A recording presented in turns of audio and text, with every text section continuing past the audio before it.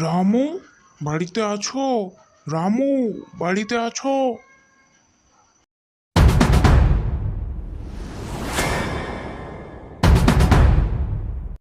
কি ব্যাপার রমেশ দাদা, তুমি এই অটাইমে? কোনো কিছু হলো নাকি আবার? আমাদের গ্রামের উত্তর দিকের মাঠের জমিতে সব আগুন লেগে গেছে। এ কি রমেশ দা, এ কি বলছো তুমি? আমাদের একমাত্র সম্বল তো আমাদের জমি। এ কি সর্বনাশ হলো গো আমাদের!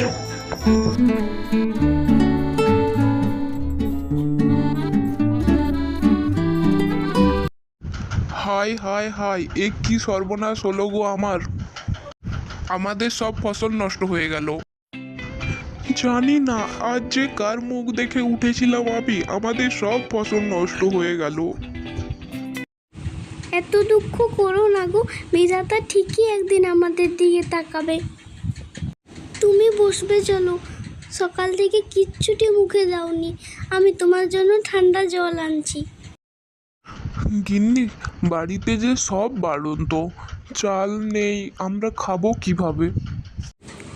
আমাদের গোধূলি তো আছে, গোধূলির দুধ বিক্রি করে আমাদের সংসার চলে যাবে। কিন্তু গোধূলি তো ঠিকমতো খাবার পায়নি, দুধ দেবে কিভাবে? গিন্নি, আমাদের কপালটা বড়ই মন্দ। কাল আমি গোধূলিকে নিয়ে উত্তর দিকের মাঠে চড়াতে যাব, সেখানে অনেক ঘাস রয়েছে।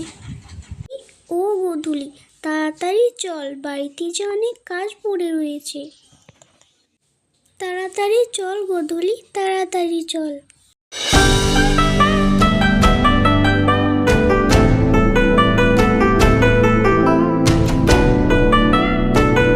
গোধূলি, ঘাস খেতে খেতে আমি একটু জিরিয়ে নিই।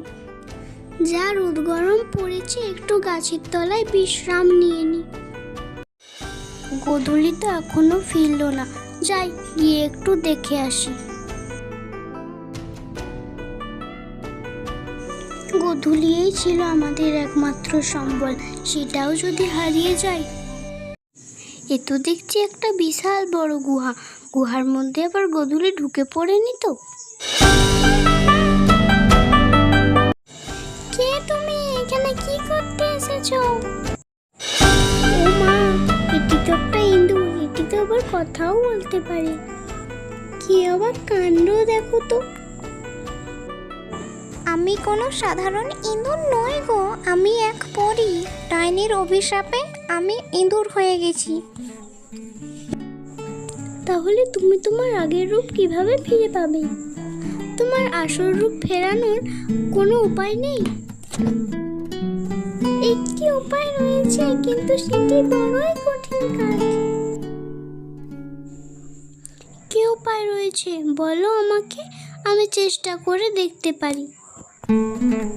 ওই ডাইনি তোমার গরুটিকে নিয়ে গেছে, গুহার মধ্যেই রয়েছে সেই গরু আর ডাইনি। গুহার ভেতরে একটি চন্দন কাঠ রয়েছে, সেই কাঠ যদি ডাইনির গায়ে ছুঁয়ে দিতে পারো, তবেই ডাইনি আগুনে পুড়ে মারা যাবে। কতদিন পরে একটা শিকার পেলাম, তোকে আমি এখন খাবো না, পূর্ণিমাতে খাবো। এই স্বপ্নটা কোনোদিনই সত্যি হবে না তোর, ডাইনি। দুষ্টু খারাপ ডাইনি একটা।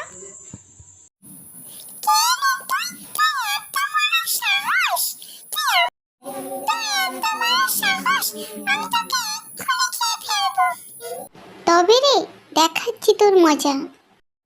আসবি না আমার দিকে, একদম আসবি না, ওই কাঠ নিয়ে একদম আসবি না আমার দিকে, একদম আসবি না। ওরে বাবা রে, মরে গেলাম রে, বাঁচাও বাঁচাও, মরে গেলাম, আমি মরে গেলাম। চল গোধূলি, বাড়ির দিকে চল। তোকে দেখতে না পেয়ে মনটা আমার অনেক খারাপ হয়ে গিয়েছিল। তোমাকে অনেক ধন্যবাদ গো, তুমি যদি না থাকতে আমি আমার আসল রূপ কোনোদিনই ফিরে পেতাম না, আর ওই দুষ্টু ডাইনি কোনোদিনই মারা যেত না। তোমার কাছে আমি সারা জীবনের ঋণী থাকবো। তোমাকে আমি একটা ব্যাগ দিচ্ছি, এই ব্যাগ থেকে তুমি যা চাইবে তাই পাবে। অভাব আর তোমাদের পাশে দাঁড়াতে পারবে না, তোমাদের কোনো কিছুরই এরপর থেকে অভাব থাকবে না আর।